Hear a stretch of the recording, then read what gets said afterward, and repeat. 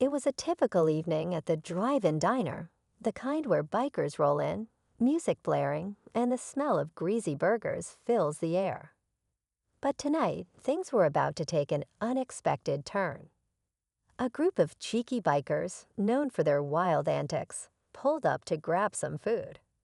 However, they weren't expecting to cross paths with someone who wasn't afraid to stand her ground.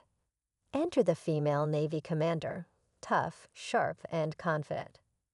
What started as a casual exchange quickly escalated when the bikers tried to pull a fast one. With a smirk, they challenged her in front of everyone, thinking she'd back down. But they had no idea who they were messing with. The air grew thick with tension. Would the bikers get the best of her, or would the commander show them they'd picked the wrong person to mess with? The showdown was about to begin.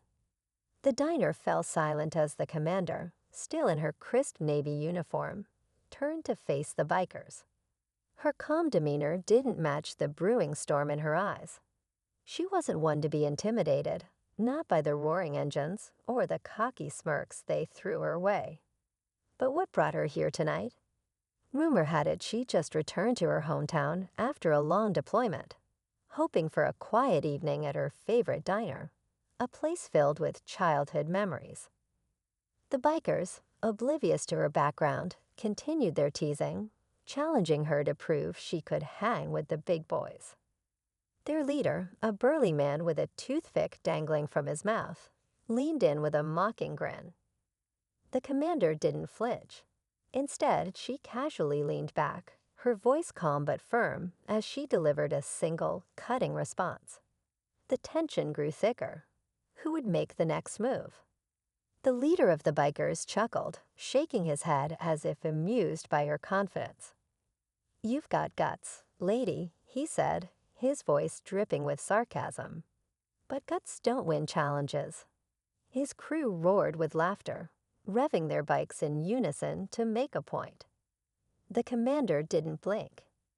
Instead, she surveyed the group with the practiced calm of someone who had faced far greater dangers.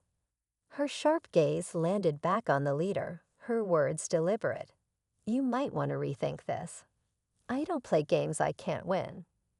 The crowd at the diner started to murmur, curious whispers spreading about who this woman really was.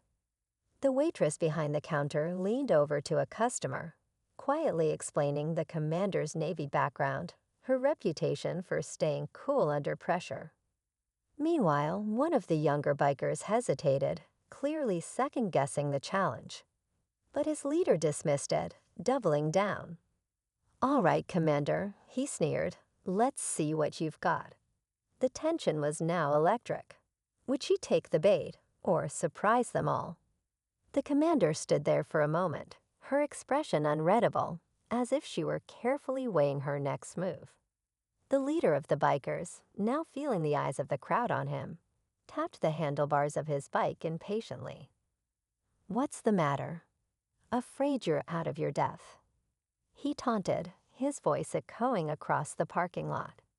The commander didn't flinch.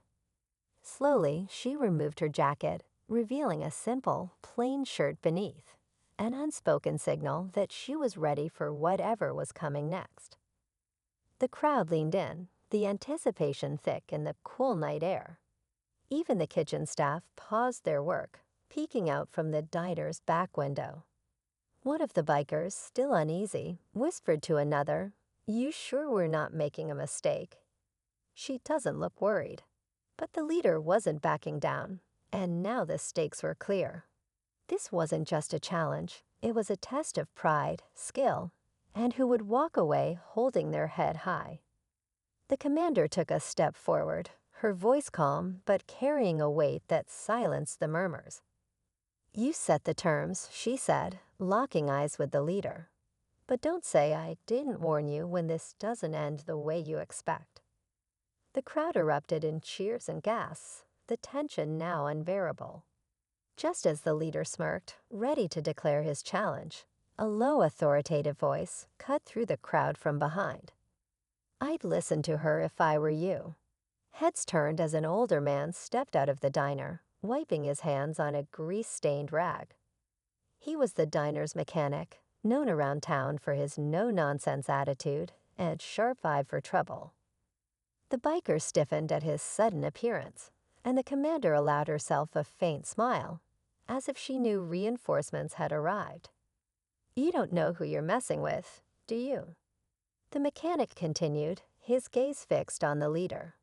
"She's not just some Navy commander. She's a decorated pilot, top of her class, and I've seen her handle situations a lot messier than this." The leader's smirk faltered, just slightly, but he quickly regained his bravado. "That's so. Well, we're not flying planes here," he shot back. "This is about grit on the ground." The mechanic didn't respond directly, but his presence seemed to shift the mood. One of the bikers stepped back, looking uneasy, while the others glanced nervously at their leader. Sensing the rising tension, the commander stepped forward again, her voice calm but unyielding. "It's not too late to back out," she said, her tone carrying a quiet authority. The crowd held its breath, wondering if this challenge was about to take an unexpected turn or spiral into something far bigger. The leader of the bikers squared his shoulders, brushing off the mechanic's words as if they meant nothing. "All right, Commander," he said with a forced grin.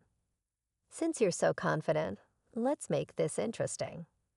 We'll settle this with a race, down the old stretch past the diner.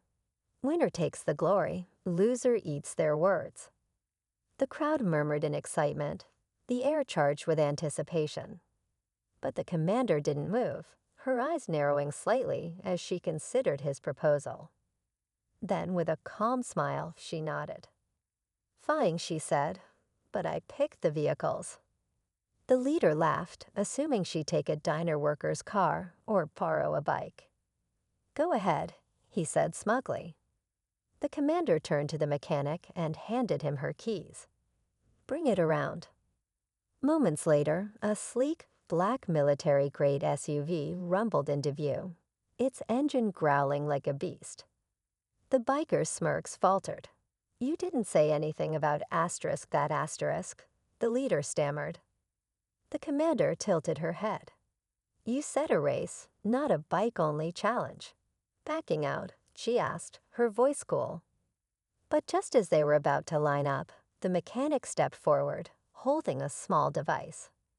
"One last thing," he said. "This SUV's equipped with military tracking. You'll never outrun it, unless she lets you." The crowd gasped, realizing the commander had been holding all the cards from the start. The leader's face turned red, and after a long, tense pause, he threw up his hands. "Fine, you win," he muttered, turning back to his bike. As the bikers revved up to leave, the commander approached him. "It wasn't about winning," she said quietly. "It's about knowing when to respect someone who's earned it." The leader nodded slightly, a flicker of understanding crossing his face. The crowd cheered as the bikers sped off, and the commander walked back into the diner, the tension finally easing. As the roar of the bikers' engines faded into the night, the diner erupted in applause. The commander, ever composed, simply nodded in acknowledgement and slipped back into her seat at the counter. The mechanic followed, shaking his head with a grin. "You really know how to make an entrance," he said, sliding her a fresh cup of coffee. She smiled softly. Sometimes people just need a reminder of what respect looks like. The crowd began to disperse, patrons returning to their meals with plenty to talk about. The waitress leaned over to the commander. "You sure know how to handle yourself," she said, admiration in her voice. "But why not just let them be?" The commander looked out the window, watching the taillights disappear into the distance. "Because it's not just about standing your ground," she replied. "It's about showing others they can, too." With that, she took a sip of her coffee, the night settling into a calm after the storm.